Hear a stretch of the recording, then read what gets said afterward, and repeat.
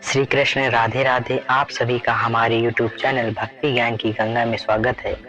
सौवीर नगर में एक सुंदर बगीचे में भगवान विष्णु का बड़ा ही भव्य मंदिर था। उस बगीचे में महात्मा उतंग जी रहते थे। उतंग मुनि परम शांत, निष्प्रह, दयालु, ज्ञानी, भगवान की सेवा में लगे रहने वाले और तपस्वी थे। वे चित्त को सब ओर से हटाकर भगवान में ही लगाए रहते थे। उनकी सभी क्रियाएं भगवान के लिए ही होती थी। मंदिर में वे भगवान की सेवा करते थे। एक दिन कड़िक नामक व्याध डाकू मंदिर के पास से निकला। वो बड़ा ही क्रूर था। उसका काम ही दूसरों की निंदा करना, दूसरों का धन छीन लेना और प्राणियों को मारना था। वह देवता, ब्राह्मण, गुरु किसी को मानता ही नहीं था। मंदिर के शिखर पर विशाल स्वर्ण कलश को देखकर उस डाकू ने सोचा कि भीतर मंदिर में बहुत धन होगा। रात के समय वह मंदिर लूटने के लिए चुपके से घुस पड़ा। उस समय महात्मा उतंग जी मंदिर में बैठे भगवान का ध्यान कर रहे थे। डाकू ने उन्हें मार डालने का विचार किया। वह तलवार खींचकर उनके सामने खड़ा हो गया। जब इससे उतंग जी का ध्यान न टूटा, तब उसने उन मुनि को धक्का देकर पटक दिया और उनकी छाती पर पैर रखकर एक हाथ से उनके केस पकड़कर उनका सिर काटने को उद्यत हो गया। उतंग जी नेत्र खोले और डाकू की ओर देख रहे थे। वे ना तो डरे और ना रुष्ट हुए। उनके नेत्रों में ऐसा तेज एवं इस प्रकार का स्नेह उमड़ रहा था कि डाकू कड़िक पर जैसे जादू हो गया। उसके हाथों से तलवार छूटकर गिर पड़ी। वह दूर खड़ा होकर महात्मा को एकटक आश्चर्य से देखने लगा। बड़े ही शीतल शब्दों में उतंग जी ने डाकू से कहा, भाई, तुम मुझ पर निरपराध वध क्यों करना चाहते थे? मैंने तुम्हारा क्या बिगाड़ा है? संसार में जो अपराध करता है उसी को दंड दिया जाता है। सौम्य, मैंने तुम्हारा कोई अपराध किया हो ऐसा तो मुझे स्मरण नहीं आता। सज्जन लोग तो पापी को मारते भी नहीं हैं, वे उसके पाप का ही विनाश करते हैं। विरोधी मूर्ख भी हो तो भी उससे कोई गुण हो तो शांति चित्तों साधुजन उस गुण की ही प्रशंसा करते हैं। पुरुषोत्तम भगवान की उसी पर कृपा होती है जो अनेक प्रकार से सताए जाने पर भी सताने वाले को क्षमा ही करता है, उसका कल्याण ही करना चाहता है। चंदन का वृक्ष काटने पर भी अपने काटने वाले कुल्हाड़े को सुगंधित ही करता है। ऐसे ही संत जन किसी द्वारा सताए जाने पर भी सताने वाले से शत्रुता न करके उसका हित ही करना चाहते हैं। यह विधाता का विधान ही कुछ विचित्र है कि सब प्रकार के संग का त्याग करने वाले, भगवान का भजन करने वाले लोगों को भी बुरे लोगों से कष्ट सहना पड़ता है। दुर्जन लोग सीधे साधे साधु लोगों को अकारण ही सताया करते हैं। बलवान को कोई नहीं सताता। घास तथा जल पर संतोष करने वाले मृगों तथा मछलियों को व्याध तथा धीवर लोग मारा करते हैं। मनुष्य स्त्री, पुत्र तथा परिवार मोह से जानबूझकर अपने ऊपर दुख लेता है। यह माया की महिमा है।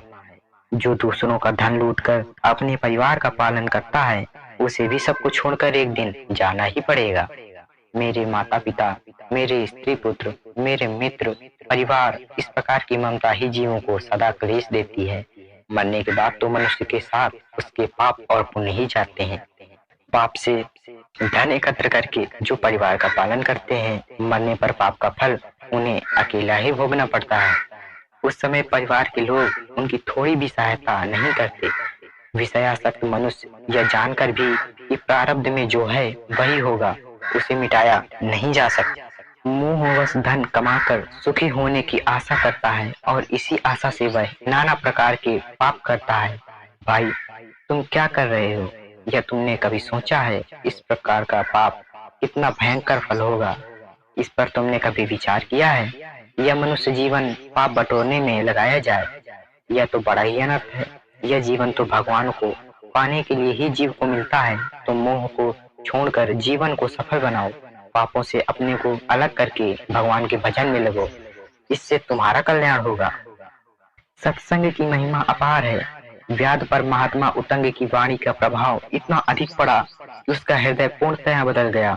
वह पश्चाताप से व्याकुल होकर उन महात्मा के चरणों पर गिर पड़ा। अपने घोर कर्मों का स्मरण करके फूट फूट कर रोने लगा। वह कहने लगा, हाय, मैं बड़ा अधम हूँ। मैंने बड़े बड़े पाप किए हैं। मेरी क्या गति होगी? हे भगवान, हे अधमों को तारने वाले हरि, हे नारायण, मुझ पर दया करो। तुमको छोड़कर अब मुझे कौन सहारा दे सकता है? मारे दुख के व्याघ्र धड़ाम से गिर पड़ा। और उसी समय उसकी मृत्यु हो गई। दयालु उतंग जी ने व्याध के मृत शरीर पर भगवान का चरणोदक छिड़क दिया। व्याध मरते समय पापों के लिए पश्चाताप किया था, भगवान का स्मरण किया था और उसके शरीर पर भगवान का चरणोदक भी पड़ा था। अतः वह सभी पापों से छूटकर भगवान के परम धाम का अधिकारी हो गया। भगवान के पार्षद विमान ले आए। दिव्य देह धारण करके विमान पर बैठकर भगवान के धाम को जाते समय उसने बार बार उतंग मुनि की स्तुति की।